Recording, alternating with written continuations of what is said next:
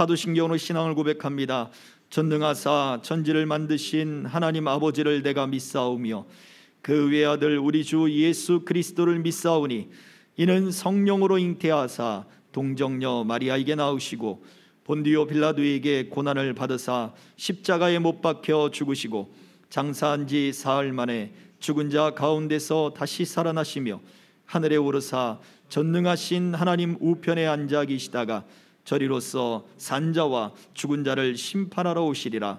성령을 믿사오며 거룩한 공예와 성도가 서로 교통하는 것과 죄를 사하여 주시는 것과 몸이 다시 사는 것과 영원히 사는 것을 믿사옵나이다. 아멘.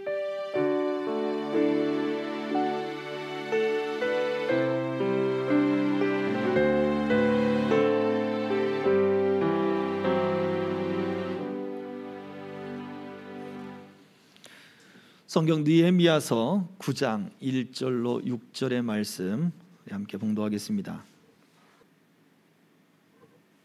네, 이제 봉독하겠습니다. 그달 29날에 이스라엘 자손이 다 모여 금식하며 굵은 베옷을 입고 티끌을 무릅쓰며 모든 이방 사람들과 절교하고 서서 자기의 죄와 조상들의 허물을 자복하고 이날의 낮 4분의 1은 그 자리에 서서 그들의 하나님 여호와의 율법책을 낭독하고 낮 4분의 1은 죄를 자복하며 그들의 하나님 여호와께 경배하는데 레위 사람 예수아와 바니와 간미엘과 스바냐와 분니와 세레바와 바니와 그나니는 단에 올라서서 큰 소리로 그들의 하나님 여호와께 부르짖고 또 레위 사람 예수아와 간미엘과 바니와 하삼느야와 세레바와 호디야와 스바냐와 부다히아는 이르기를 너희 무리는 마땅히 일어나 영원부터 영원까지 계신 너희 하나님 여호와를 송축할지어다. 주여 주의 영화로운 이름을 송축하올 것은 주의 이름이 존귀하여 모든 송축이나 찬양에서 뛰어남이니이다. 오직 주는 여호와시라. 하늘과 하늘들의 하늘과 1월 성신과 땅과 땅 위의 만물과 바다와 그 가운데 모든 것을 지으시고 다 보존하시오니 모든 천군이 주께 경배하나이다. 아멘. 10명의 나병 환자에 대한 사건을 아시죠? 예수님이 사마리아와 갈릴리 사이를 지나가시다가 요단 쪽으로 가셔서 예루살렘으로 내려오시는 바로 그 길이었을 것입니다. 근데 그 사마리아 산지와 갈릴리 산지 사이에는 이스라엘 평야가 있는데 바로 그 평야길 어디쯤 지나가실 때 사마리아 쪽에서 쫓겨나서 그 나병으로 인하여 쫓겨나서 살던 사람과 그리고 갈릴리 지역에서 쫓겨나서 떠돌던 그런 나병 환자 10명이 뭉쳤습니다. 그리고는 예수님이 지나가신다는 이야기를 듣고 그 예수님께 자기의 병을 고침받기 위하여 달려와서 부르짖고 외쳤죠. 예수님이 그들을 보내시면서 제사장에게 가서 너희 몸을 보이라 라고 말씀하십니다. 그때 사람들이 흩어져서 각자 자기 마을에 그 제사장에게 달려가는 거죠. 그때 한 사람이 깨닫습니다. 내 몸이 나았구나. 그래서 그 깨달은 사람이 다시 예수님께 돌아왔습니다. 그때의 모습을 성경은 이렇게 기록해 놓았습니다. 누가복음 17장 15절과 16절의 말씀인데요. 예수의 발 아래에 엎드려 감사하니 그는 사마리아 사람이라. 예수께서 대답하여 이르시되 10사람이 다 깨끗함을 받지 아니하였느냐? 그 아홉은 어떤 질문을 여러분에게 먼저 드려봅니다. 왜 한 사람만 돌아왔을까요? 예수님은 이 사람, 돌아온 그 사람의 모습을 보고서 이 사람에게 뭐라고 했냐면 바로 하나님께 영광을 돌렸다라고 기록해 놓았습니다. 다른 9명들, 그들은 제사장에게 자기 몸이 나았다는 것을 보여줬겠죠. 그리고 그의 몸이 깨끗해졌을 것이 분명합니다. 왜냐하면 모두 다 나았다고 성경 기록했으니까. 그런데 그들의 깨끗해지는 모습을 통해서 물론 그들이 신기하다, 하나님께 영광 돌립니다, 하나님께 찬송합니다, 하나님이 나를 낫게 해주셨습니다 라고 하는 말들을 했겠지요. 그러나 예수님은 그렇게 말씀하셨어요. 그가 돌아온 모습을 보고 하나님께 영광을 돌렸다라고 했습니다. 자, 물론 사마리아 사람, 이 사람이 돌아오는 과정 중에 하나님께 영광을 돌리며 소리를 지르는 모습이 있었습니다. 그런데 다른 회당으로 떠나서 제사장을 만나던 사람들의 모습도 그랬을 거예요. 내가 낫다, 내가 낫다. 예수를 만났는데 그가 이렇게 하라고 해서 그렇게 했더니 내가 낫다. 할렐루야 하고 하나님께 영광을 돌렸겠지요.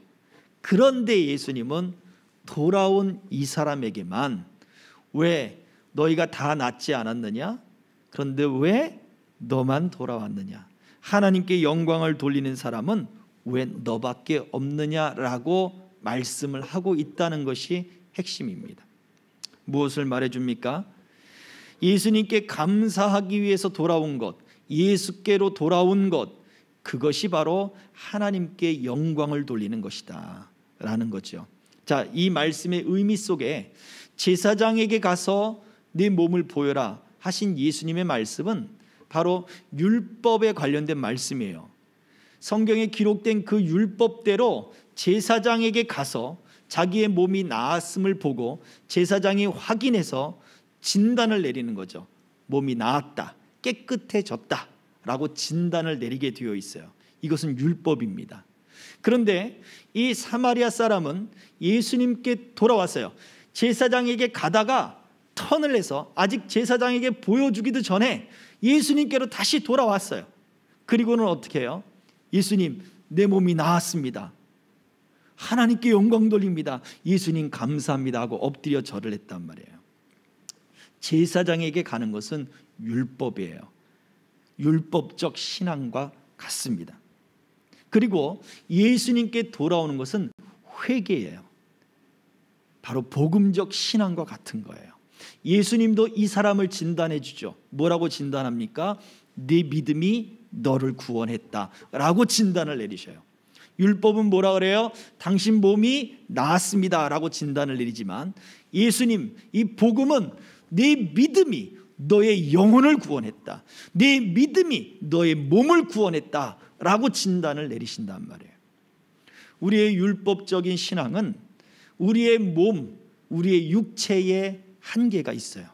그러나 복음적 신앙은 육체나 우리 몸의 한계를 떠나서 우리의 영혼까지, 우리의 구원까지 다루고 계신다는 사실을 기억해야 합니다. 자, 그래서 오늘 말씀 제목은 하나님을 기뻐하는 사람의 회개. 하나님을 기뻐하는 사람은 어떻게 회개하는가? 하나님을 기뻐하는 사람의 회개는 무엇인가에 대한 말씀을 나누어 보려고 하는 것입니다. 오늘 본문 말씀에 느헤미야 9장 이 본문 말씀에 초막절 행사가 다 끝나고 난 이후에, 모든 절기의 행사가 다 끝난 이후에 이 사람들이 다시 모이게 됩니다. 모든 절기가 끝났어요. 하나님이 명령하신 절기가 다 끝났어요. 그런데 자발적 모임을 이들은 갖기 시작합니다. 이유가 무엇이었느냐? 그들은 하나님이 명령한 초막절 행사, 그리고 하나님 앞에서 거룩하게 행했던 모든 절기들을 기뻐하기 위해서 그 절기들을 행했고, 그들의 마음 가운데 우리가 하나님을 기뻐해야 되겠다, 우리가 하나님을 섬겨야 되겠다라고 하는 마음들이 일어났지만 그들이 생각할 때 그 마음 가운데 우리가 충분히 회개하지 못했다라고 하는 마음이 있었기 때문에 그래요. 그래서 그들은 하나님의 말씀을 다시 듣고 그들이 충분히 하나님께 회개해야 되겠다라고 하는 마음으로 다시 말씀을 요청하고 그리고 모여서 회개하는 사건이 바로 느헤미야서 9장의 사건입니다.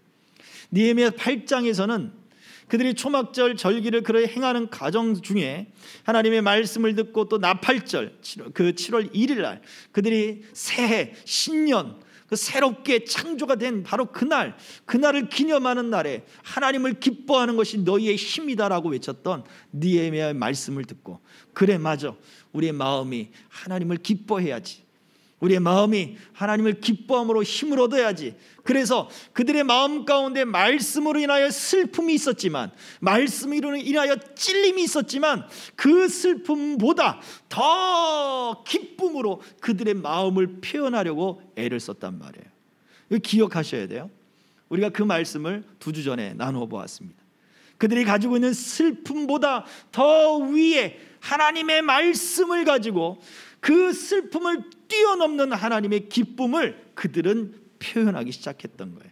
우리가 하나님의 말씀으로 힘을 얻는다는 것은 우리 안에 가지고 있는 슬픔을 뛰어넘는 하나님의 기쁨을 우리가 얼마만큼 우리의 삶 가운데 실제적으로 나타내는 건가. 그들이 왜 슬프지 않았겠습니까? 그들의 신세도 생각해 볼 수 있고, 왜 우리가 포로로 끌려갔다 돌아왔어야 되느냐, 지금 포로로 끌려갔다 돌아오니 우리의 삶과 우리의 형편은 왜 이리 엉망이 되었느냐 이거죠. 바벨론에 가서도 그렇게 하나님을 열심히 섬겼고, 또 하나님을 향한 열심 때문에 바벨론에서 쌓아놓았던, 다시 회복시켜 놓았던 모든 것을 포기하고 지금 예루살렘으로 돌아왔으니, 돌아왔는데 있는 게 뭐가 있어요? 아무것도 없죠. 얼마나 허탈감이 더하겠냐고요. 그러한 슬픔들의 시작이 죄 때문이다, 그것도 우리들의 조상들의 죄 때문이다 하는 이야기를 듣고 얼마나 마음이 슬펐겠냐고요. 그렇게 열심히 주를 위해 애썼고 열심히 주를 위해 산다고 살았는데 나의 형편은 왜 이렇습니까? 라고 얼마든지 말할 수 있지 않을까요? 오늘날 우리들의 모습도 그렇지 않아요? 내가 주를 섬기기 위해서 애를 썼고, 내가 정직하기 위해서 애를 썼고, 내가 하나님 사람들 앞에 내가 부끄러움이 없기 위하여 애를 썼는데 지금 나의 모습은 왜 이렇습니까? 지금 내가 얻는 것은 무엇입니까? 라고 하는 그런 슬픔이 올 수 있는 거예요. 근데 하나님을 기뻐하는 것이 너희 힘이다 라고 하는 그 말씀으로 가지고 있는 슬픔을 뛰어넘고 오히려 그 기쁨으로 슬픔을 상쇄시키며 그렇게 하나님을 섬기려고 이들이 애를 썼단 말이에요. 그리고 그 모든 하나님을 기뻐하는 절기들, 그 시간들을 다 보내고 난 뒤에, 충분히 기뻐하고 난 뒤에, 그럼에도 우리가 부족하다, 하나님의 말씀을 더 듣고 우리가 회개해야 되겠다 라고 하는 절기로 모인 것이 바로 느헤미야 9장의 말씀이었단 말이에요. 자, 1절과 2절의 말씀을 다시 한번 보도록 하겠습니다. 시작. 그달 29날에 이스라엘 자손이 다 모여 금식하며 굵은 베옷을 입고 티끌을 무릅쓰며 모든 이방 사람들과 절교하고 서서 자기의 죄와 조상들의 허물을 자복하고, 자, 여기 말씀 속에서 보면 금식하고 그 다음에 티끌을 무릅쓰고 절교하고 자복하고 하는 이러한 말씀들이 있습니다. 이들의 회개의 모습은 무엇이었습니까? 행동하는 모습이었다는 거예요.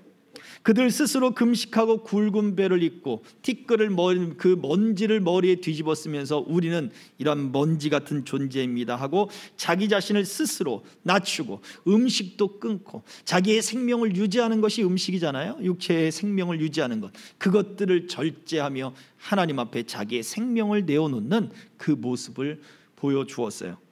그런데 여기에서는 말로만 회개한 것이 아니라 2절을 보면 모든 이방 사람들과 절교하기까지 했습니다. 이 이방 사람들은 이웃도 아니고 바로 자기의 아내와 남편들을 이야기하는 거예요. 그들이 돌아와서 그들의 생활이 다시 그 지역에 살고 있던 이방 사람들과 서로 통혼하기 시작합니다. 자녀들을 서로에게 주기 시작했다는 얘기죠. 이방 사람의 딸을 며느리로 삼고 내 아들을 이방 사람의 사위로 주거나 내 딸을 이방 사람들의 며느리로 주는 그러한 일들이 이들에게 번번이 일어나고 있었던 거예요. 이것을 어떤 민족주의로 해석을 하면 안 됩니다. 바로 이것은 이스라엘 백성들이 하나님을 향한 정체성으로 우리는 해석을 해야 되는 거예요. 그래서 실제적으로 이것은 어떤 인간의 탄압이나 아니면 어떤 인격의 탄압이 아닌 하나님을 향했던 이스라엘 백성들의 정체성, 왜 그들이 죄를 범할 수밖에 없는가, 그들의 조상의 죄의 시작은 무엇인가 했을 때 바로 이방 여인들과 결혼하는 것이었거든요. 누가 시작을 했습니까? 솔로몬으로부터 시작되죠. 극히 드러나는 것은, 그래서 솔로몬이 정략적인 결혼을 통하여 아내들을 많이 얻는데 이방의 공주들을 얻습니다. 그런데 그들이 무엇을 가지고 오느냐? 그들의 신을 가지고 오는 거죠. 하나님은 이방 여자와의 결혼을 하나님은 반대하는 것이 아니에요. 그게 무슨 말입니까? 룻을 보세요. 룻과 보아스, 다윗의 조상, 그는 이방 여인이었어요. 모압 여인이었습니다.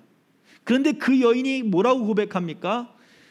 어머니의 하나님이 내 하나님이 될 것이며 어머니의 민족이 나의 민족이 될 것입니다 하고 고백해요. 이방 여인이 이방 신을 버리고 하나님을 믿겠습니다라고 하는 결심과 헌신을 갖고 왔어요. 그 여인을 하나님이 거부하지 않으셨어요. 그 이방 여인을 통하여 다윗이 태어나게 만든 거예요. 그 다윗의 후손을 통하여 예수님이 태어난 거죠. 놀랍지 않습니까? 이방 여인, 또요 가나안 여인을 하나님은 사용하셨어요.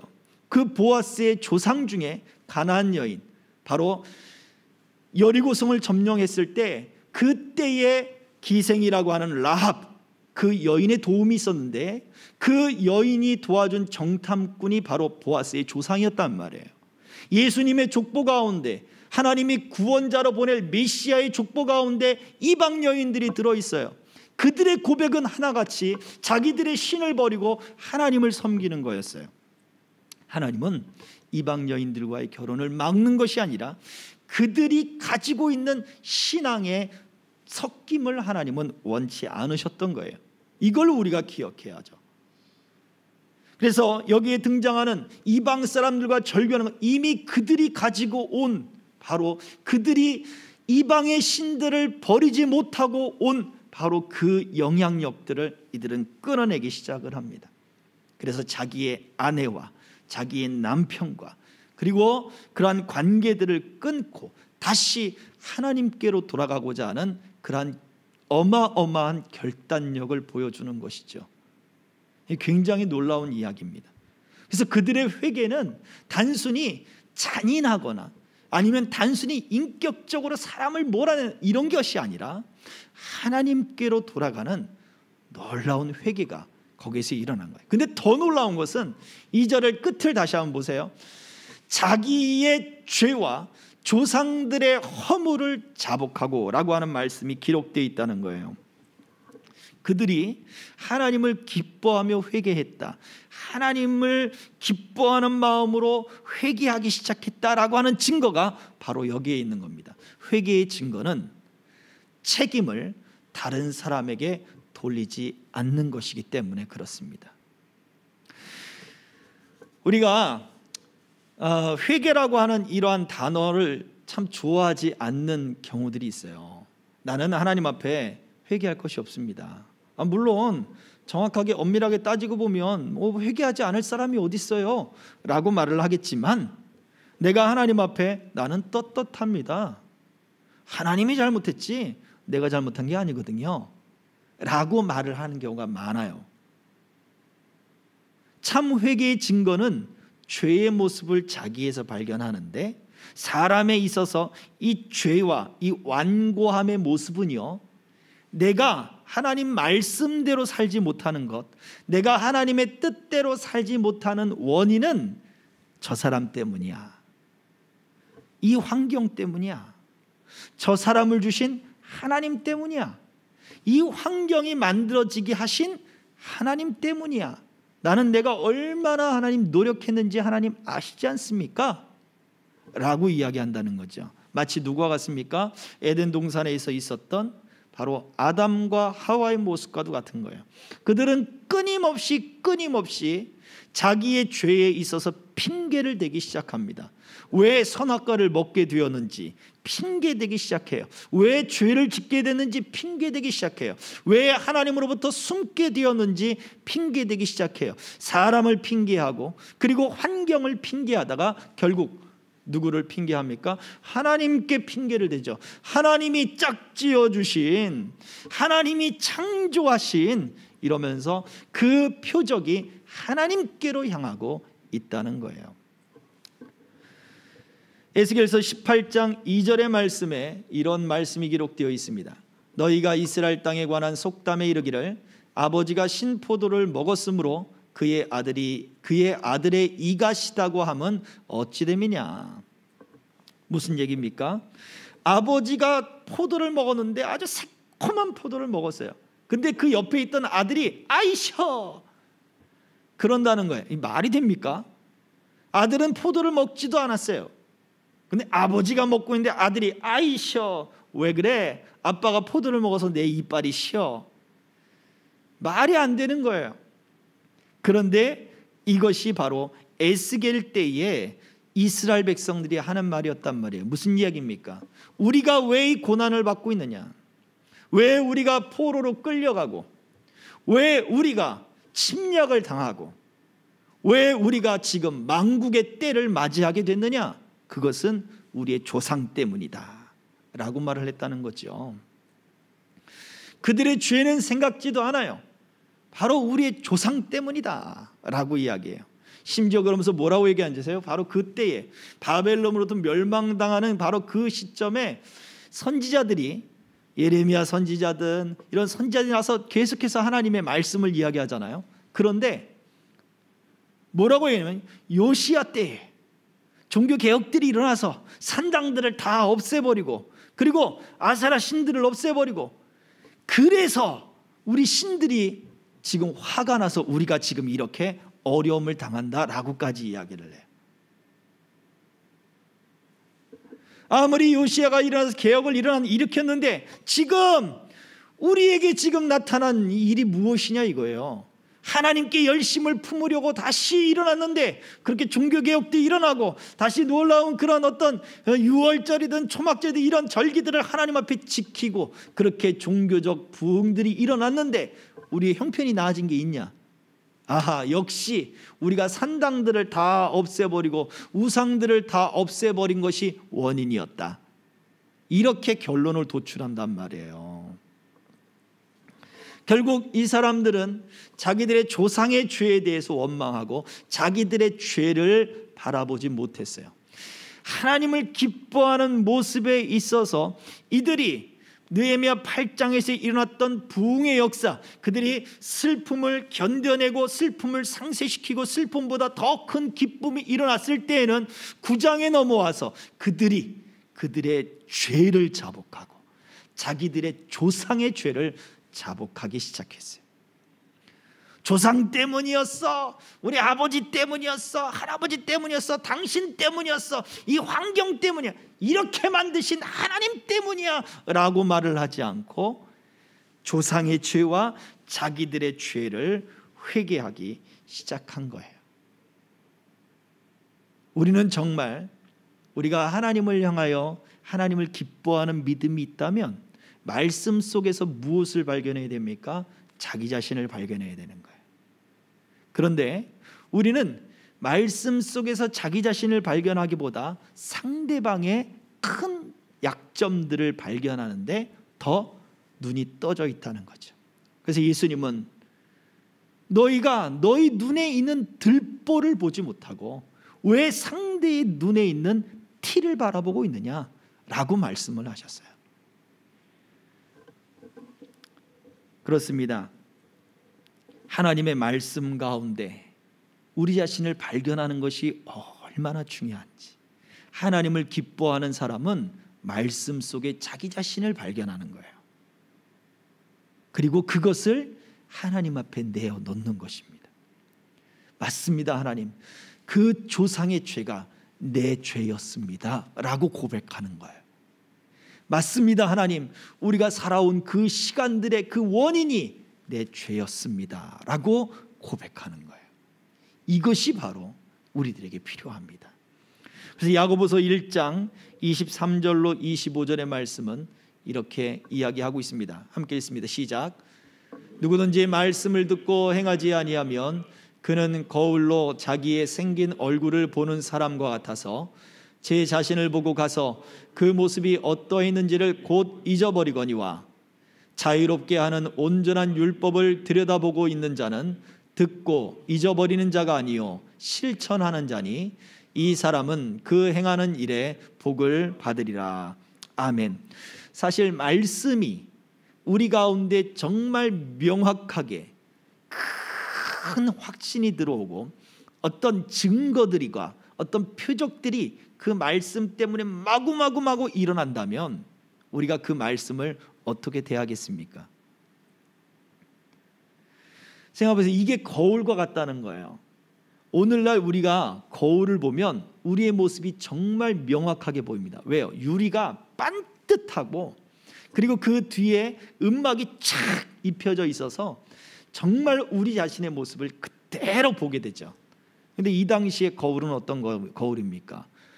청동 구리, 그 구리를 반짝반짝하게 닦아서 비추는 거예요. 아무리 그 당시에 세공술이 좋다고 하더라도 오늘날처럼 기계가 쫙 깎아서 마모를 쫙 해서 일정하게 쫙 그렇게 보여줍니까? 아니죠. 울퉁불퉁한 거예요. 얼룩해요. 그리고 거울도 아니에요. 완전한 유리도 아니에요. 뒤에 음막이 있는 오늘과 같은 그런 거울이 아니란 말이에요. 반짝반짝하게 닦은 청동, 구리, 그것으로 자기의 모습을 비춰보는 거예요. 그러니 생각해 보세요. 말씀이 이런 거울과 같다라는 거죠. 하나님의 말씀이 때로는 우리의 모습을 비춰주는데 더 명확하게 보고 싶지만 명확하게 보이지 않는 거울과 같을 수 있는 거예요. 그러나 성령은 그러한 가운데서도 우리의 모습을 보이게 해주셔요. 우리가 깨닫게 해주셔요. 중요한 것은 그 모습을 보고 말씀에 따라 자기 자신을 고쳐나갈 것이냐, 자기 자신을 돌이킬 것이냐 하는 것이 문제라는 거죠. 서두에 얘기드렸던 사마리아 사람, 나병 환자였던 사마리아 사람은 자기가 나은 것을 깨닫고 예수님께로 돌아왔어요. 회개의 방향은 예수님께 있어요. 180도 뒤로 도는 게 아니에요. 예수님께 방향을 도는 것이 회개예요.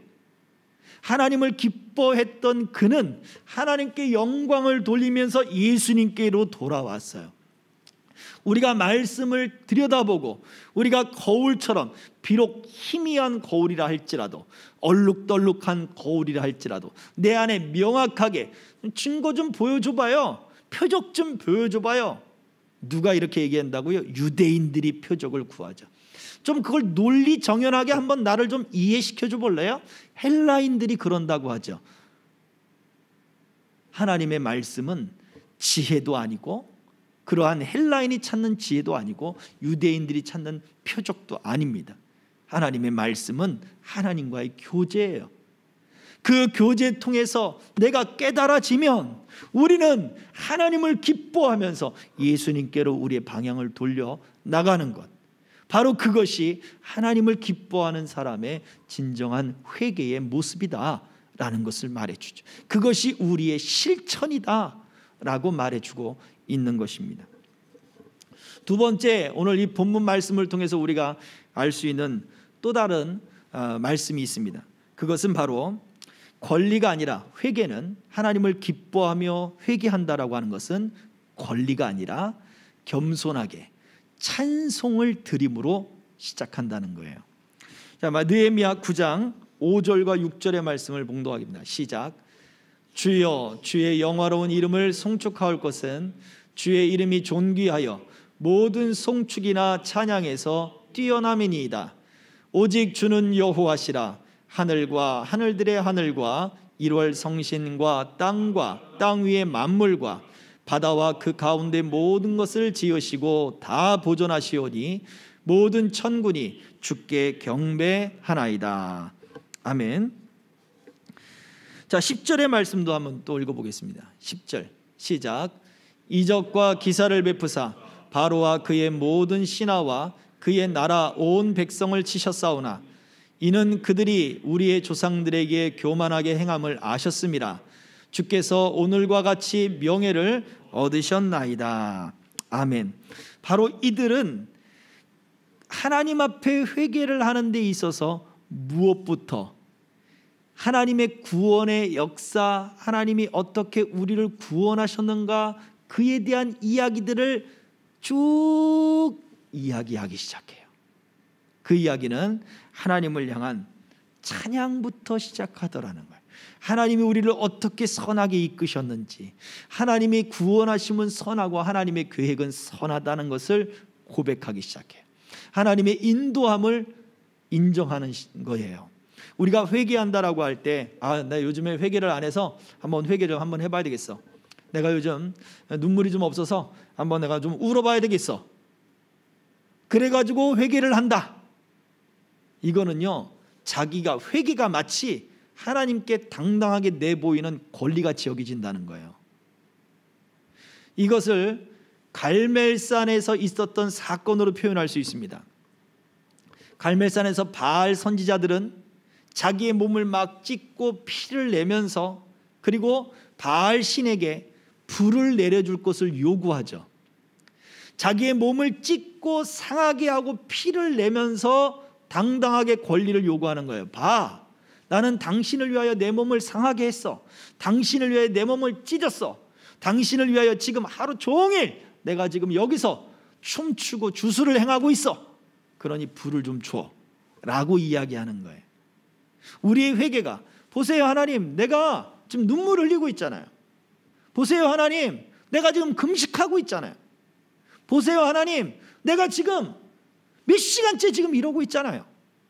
내가 100일을 작정했잖아요. 40일을 작정했잖아요. 내가 21일을 작정했잖아요. 그거는 회개가 아니라 자기의 권리를 주장하는 거예요. 엘리야가 보여준 모습은 무엇이었습니까? 갈멜산에서 하나님이 참신인 것을 보여주십시오. 하나님을 알지 못한 바로 이들의 죄입니다.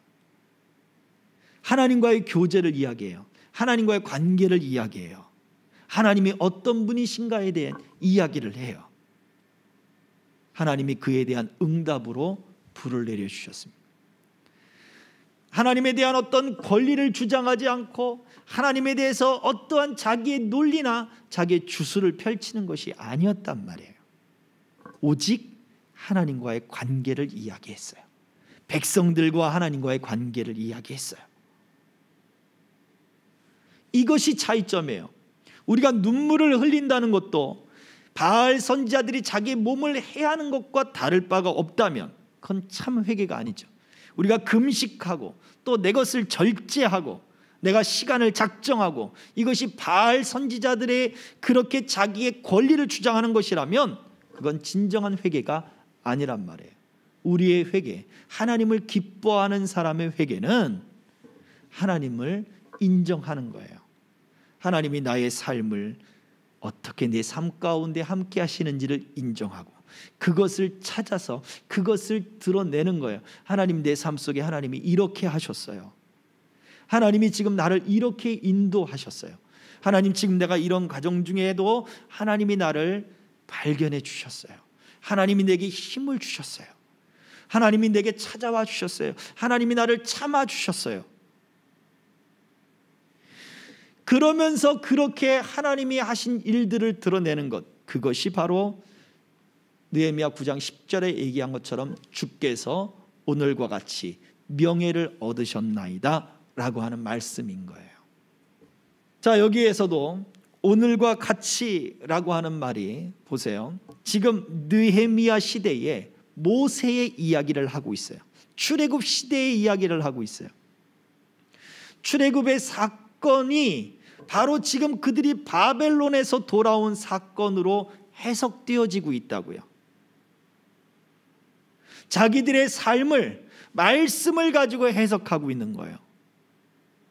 애굽에 포로되었던 애굽의 400년간의 그 기간 동안, 그 기간에서 하나님이 광야를 거쳐 이스라엘 땅으로 돌아가게 하신 것처럼 바벨론에 포로되었던 그 기간 동안 하나님이 다시 그들을 옮기시고 돌이키셔서 예루살렘으로 다시 돌아오게 하셨습니다. 가나안 땅에 들어왔을 때 여전히 대적들이 있었던 것처럼 오늘날 우리가 이 땅에 들어왔는데 여전히 대적들이 있고 우리를 시기하고 미워하고 틈만 보이면 우리를 덮치려고 합니다.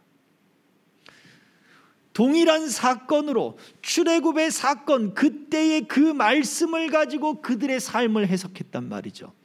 자, 오늘 우리는 어떻습니까? 지금 모세의 때와 느헤미야의 때는 수천 년의 세월이 지금 흐른 다음이란 말이에요. 오늘도 마찬가지죠. 느헤미야의 때와 우리의 때가 다른 거예요. 수천 년의 세월이 흘렀어요. 그러나 여전히 느헤미야 때의 출애굽의 그 말씀을 가지고 자기들의 삶을 해석했던 것처럼 오늘 우리의 때에 느헤미야의 그 사건을 가지고 우리의 생활을, 우리의 삶을 해석할 수 있다는 것이죠. 그래서 우리는 얼마든지 하나님의 말씀을 통해서 우리의 삶이 해석되어질 수 있음을 인정하고 하나님의 말씀을 통해 내 삶을 해석해야 돼요. 그게 당연한 거예요. 이스라엘 백성들이 겸손하게 하나님께 찬양하는 회개를 드렸다는 것은 바로 그것입니다. 하나님의 말씀으로 자기의 삶을 해석하는 거예요. 그런데 우리는 회개가 하나님께 권리를 주장하듯 불쑥 어느 순간 내가 좀 울어봐야 되겠어. 그냥 아무 뜻도 없이 막 울어요. 막 우니까 속이 시원해지거든. 카타르시스를 느껴요. 아, 속이 시원해졌어. 무슨 이유 때문에 눈물이 나는지 몰라. 뭐 때문에 울었는지 몰라. 그러나 속이 시원하니까 그러면 됐어. 그리고 쑥 사라지는 거예요. 하나님과의 관계는 전혀 없이 그냥 눈물을 흘렸다는 것이 하나님을 향한, 보세요, 내가 하나님을 향한 이런 열심을 갖고 있어요, 내가 하나님을 이렇게 기뻐한다고요 라고 하는 권리처럼 불쑥 내미는 거죠. 우리가 어떤 사람들에게 저 사람이 그냥 정말 죄송합니다, 내가 정말 미안합니다, 어떤 보상을 받으려고 하는 것이 아니라 그런 머리 숙여서 정말 마음을 다해서 미안하다라고 하는 한마디를 듣고 싶은데 그 사람이 미안합니다, 됐죠? 뭐 그럴 수도 있죠. 사람인도 실수하는데 당신도 사람이고 나도 사람인데 실수할 수 있잖아요. 나는 정말 최선을 다했어요. 미안합니다. 이렇게 얘기를 한다고 생각을 해보세요. 그러면 어떤 마음이 들까요? 열받죠. 저게 진정으로 미안하다고 하는 말이야? 내가 당신한테 바라고 있는 게 뭔데? 한번 소송 가보자. 끝까지 가보자. 그렇게 더 싸움이 벌어지지 않겠습니까? 다른 것 없어요. 그때 내가 정말 미안했습니다. 한마디 하면 되는 거예요. 미안했다니까요. 내가 정말 미안했어요. 그래, 실수할 수도 있죠. 실수했다니까요. 그래, 내가 다 인정할게요. 당신도 사람이고 나도 사람이고 나도 실수하고 당신도 실수하고 그냥 넘어가요. 이러면 그게 진정한 사과가 되겠냐고요. 아니에요. 근데 우리의 눈물이, 우리의 금식이 때로는 무례하고 우리의 권리처럼 그렇게 하나님 앞에 불쑥 내어놓는 그러한 권리 같은 모습이 나타나요. 하나님을 기뻐하는 힘을 가졌던 그 지금 느헤미야 9장에서 등장하는 이 사람들의 모습에서는 하나님의 창조의 때로부터 그 모세의 때의 출애굽의 그 사건이 오늘날과도 같습니다, 주님, 이러면서 자기 자신들의 그 모든 상황을 말씀으로 해석하면서 하나님 앞에 겸손해요. 조상들의 죄 때문입니다. 그들이 잘못한 거지 우리가 잘못했습니까? 왜 우리한테 하나님 그 분풀이를 하십니까? 이렇게 말하지 않는단 말이에요. 겸손히 하나님 앞에 말씀을 통해서 자기 자신을 살펴보고 그리고 그 가운데 그들을 구원하신 하나님을 찬양해요. 말씀 속에서 구원하신 그 하나님을 찬양해요. 그러면서 오늘날도 주님, 우리의 모습이 그와 같습니다, 이렇게 얘기해요. 그래서 중요한 게 바로 여기에요. 우리가 하나님의 말씀을 듣고 우리도 하나님께 찬양하는 모습이 있어야 되는 거예요. 진정한 회개라고 하는 것은 말씀을 통해 내 삶을 해석하면서 하나님을 찬양하기 시작하는 거예요. 이게 하나님을 기뻐하는 사람의 회개의 모습이에요. 예수님은 마태복음 7장 24절부터 27절에 우리에게 이렇게 말씀하셨습니다. 함께 읽습니다. 시작. 그러므로 누구든지 나의 이 말을 듣고 행하는 자는 그 집을 반석 위에 지은 지혜로운 사람 같으리니 비가 내리고 창수가 나고 바람이 불어 그 집에 부딪히되 무너지지 아니하나니 이는 주추를 반석 위에 놓은 까닭이요 나의 이 말을 듣고 행하지 아니하는 자는 그 집을 모래 위에 지은 어리석은 사람 같으리니 비가 내리고 창수가 나고 바람이 불어 그 집에 부딪히되 무너져 그 무너짐이 심하니라. 무슨 말씀입니까? 자신을 믿음으로 지키고 싶다면, 자기가 안전하게 보호를 받고 싶다면 그 말씀을 듣고 그 말씀으로 자기의 삶을 해석하고, 그리고 하나님이 인도하시는 선함을 믿고 하나님 앞에 찬송하며 우리의 마음이 돌아가고, 그 서두에 얘기했던 사마리아인처럼 하나님을 찬송하며 예수께로 돌아가는 그 일이 오늘날 우리들에게 여전히 일어나야 될 것을 말해주고 있는 거예요. 예수님이 내 말을 듣고 실천하는 사람, 내 말을 듣고 그 말씀으로 자기 자신의 삶을 해석하는 사람, 그 사람은 반석 위에 지은 집을 지은 사람과 같다라고 말을 했습니다. 이스라엘 가면, 그 유대 산지 이런 곳에 가면 대부분의 집들이 다 산 위에 있어요. 언덕 위에 있습니다. 계곡에 집이 없어요. 계곡에 집을 짓지 않아요.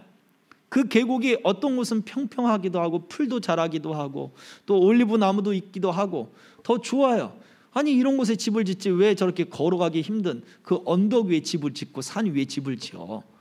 그 계곡이 가파라요 또. 그러니 한번 올라가면 헐떡헐떡거립니다.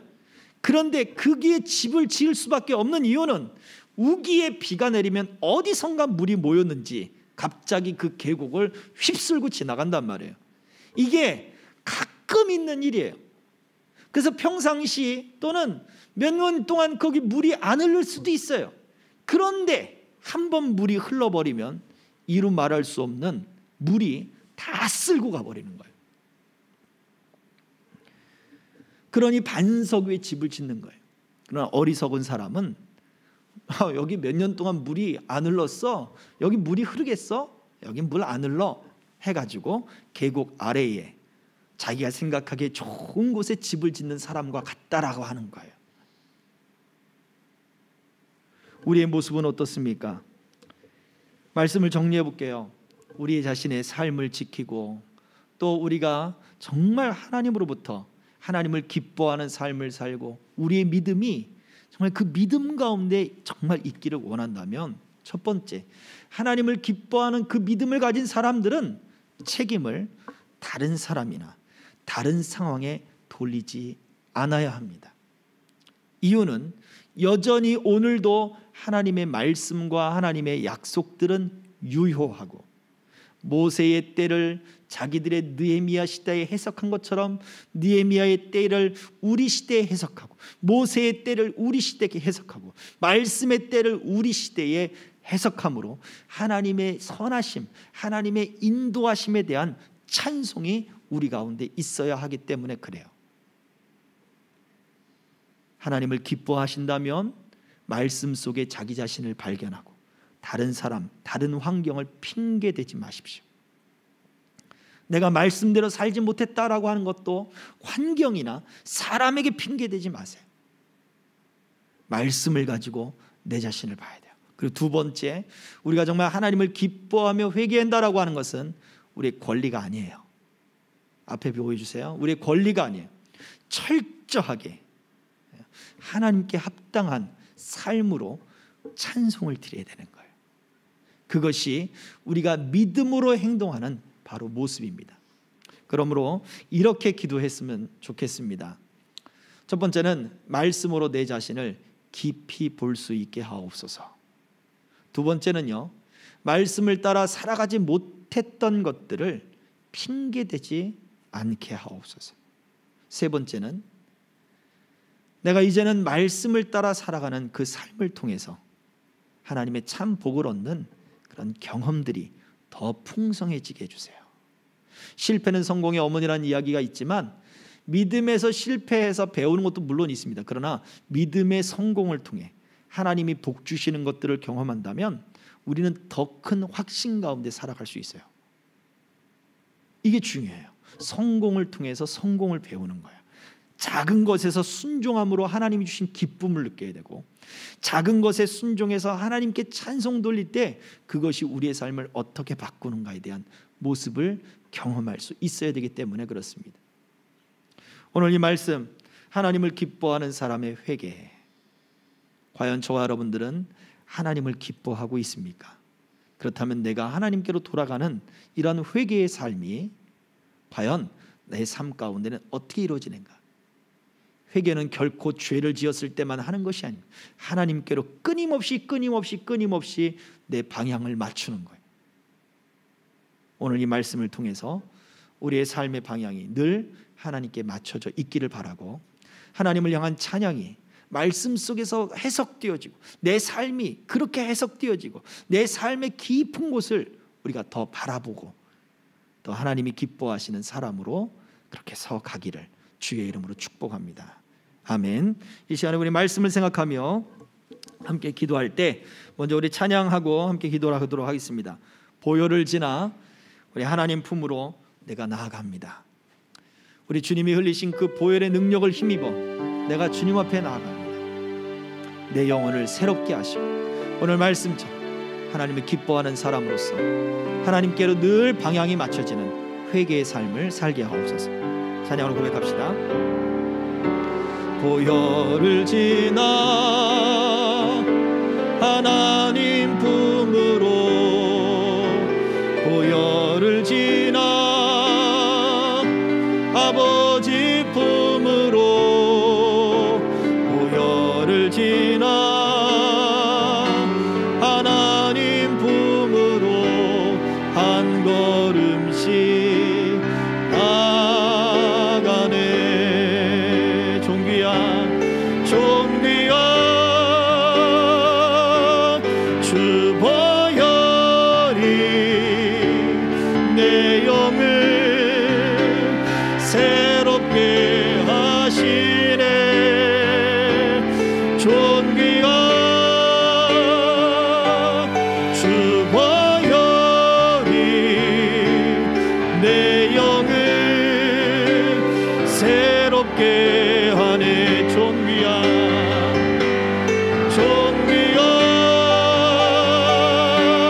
주 보혈이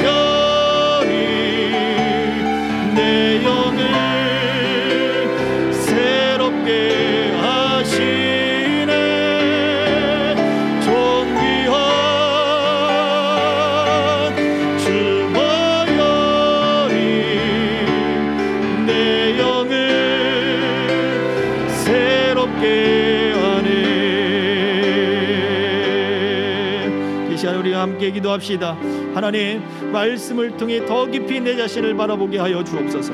말씀대로 살지 못했던 것들을 환경이나 사람이나 하나님을 향하여 핑계대지 않게 하여 주시옵시고, 하나님이여, 이제 아버지 하나님 말씀을 따라 순종함으로 말미암아 아버지 그러한 그 순종의 삶에 주시는 그 복들을 하나님 더욱더 확실하게 풍성하게 누리는 살 수 있도록 하나님이여 내게 은총을 허락해 주시옵소서. 우리가 주의 삼차어 기도합시다. 주여 주여 주여. 할렐루야. 살아계신 아버지 하나님, 은혜와 사랑을 감사합니다. 아버지 하나님, 그 은혜 가운데 아버지 하나님 오늘 말씀 가운데 함께 하시는 주님, 내 자신을 바라볼 수 있는 아버지 하나님 그 은혜가 있게 하여 주시옵소서. 내 눈에 들보를 바라볼 수 있는 은혜를 허락하여 주시옵소서. 아버지 하나님 말씀으로 하나님 아버지 내 영혼을 먼저 누리며 하나님의 시각과 하나님의 시선으로 내 자신을 보고 하나님이 내게 원하시는 것이 무엇인가, 하나님과의 그 관계를 들이켜볼 수 있는 하나님 아버지 그 믿음이 있게 하여 주시옵소서. 하나님 아버지 말씀으로 내 시간들과 내 역사들과 하나님 아버지 내 모든 삶들을 아버지 해석하고 바라볼 수 있게 하여 주시고, 아버지 하나님 말씀대로 살지 못했던 모든 것들을 아버지 하나님 핑계대지 않게 하시고, 아버지 말씀으로 인하여 아버지 하나님 내 모든 아버지 탐심과 죄악들과 제 모든 정력들이나 이런 모든 일이 하나님 아버지 주여 원망이나 아버지 하나님 주여 하나님을 향한 미움과 아버지 하나님 분노가 아니라 아버지 하나님의 삶을 인도하며 아버지 하나님 오랜 참으심을 인정하며 하나님 아버지 참고 기다리시는 하나님의 은혜와 그 긍휼 가운데 되게 하신 아버지 고백하고, 하나님 아버지 언제 아버지 우리 삶이 아버지 말씀 가운데 아버지 하나님 해석되어져 아버지 하나님 앞에 우리 삶을 드리며 아버지 우리 삶을 하나님 앞에 내어놓는 아버지 진정한 믿음의 삶들이 하나님 우리 안에 있어지도록 이끄시고 역사하시고 아버지 하나님 은총을 넣어 주시옵소서. 이제 아버지 하나님 아버지 그 말씀 가운데 아버지 하나님 그 반석이 짐을 짓는 지혜로운 사람처럼 거울을 보고 자기 자신을 붙이는 그 사람처럼 하나님 아버지 그렇게 우리의 삶이 붙여지며 아버지 사마리아인 아버지 그처럼 아버지 우리 주님 앞에 하나님께 영광을 돌리며 돌아가며 복음으로 우리 주님 앞에 나가는 믿음의 삶이 되도록 이끌어 주시옵소서.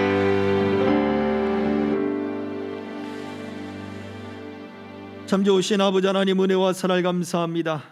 주님의 그 보혈을 의지하며 오늘도 주님의 그 말씀 앞에 있기를 소망합니다. 주여 우리를 고치시고 깨끗게 하시고 새롭게 하시는 은총이 하나님 우리 안에 있게 하여 주시되 하나님 뜻없는 눈물이 아니라 우리의 권리처럼 그렇게 하나님 앞에 내 어떤 마음을 털어놓는 것이 아니라 말씀으로 내 자신을 바라보고 나의 삶을 인도하시는 하나님을 찬양하며 오래 참으시고 기다리시는 또 나를 구원하시는 하나님의 능력을 찬양하며 그렇게 하나님과 교제하며 하나님 앞에 더욱더 그 삶의 방향을 맞추고 내 모든 발걸음 내 모든 뜻의 방향을 맞추는 하나님 우리의 삶이 되게 하여 주옵소서. 하나님과 동행함이 우리 안에 기쁨이요 충만한 영광이 되는 경험들이 더 풍성해지는 우리 생명길의 모든 동행자들 다 되게 하여 주시옵소서. 11조와 감사의 물과 또 아버지 온라인들의 모든 손길들 하나님이 기억하여 주시고 저들의 사업과 직장과 또 생업과 하나님 저들의 학업을 기억하여 주시옵소서. 감사를 드리며 예수 그리스도의 이름으로 축복하며 기도하옵나이다. 아멘. 지금은 우리의 주 되신 예수 그리스도의 은혜와 아버지 하나님의 크신 사랑과 성령님의 감동, 감화, 교통, 인도하심이 하나님을 기뻐하며 우리의 삶이 하나님께로 온전히 돌아서기를 원하는 사랑하는 남녀종들 머리 위에 저들의 직업과 생업과 가정과 학업 위에 우리 교회와 또 이 땅의 한국 교회들과 모든 그리스도인들과 우리 선교사님들 위에 이제로부터 영원토록 항상 함께 있을지어다. 아멘.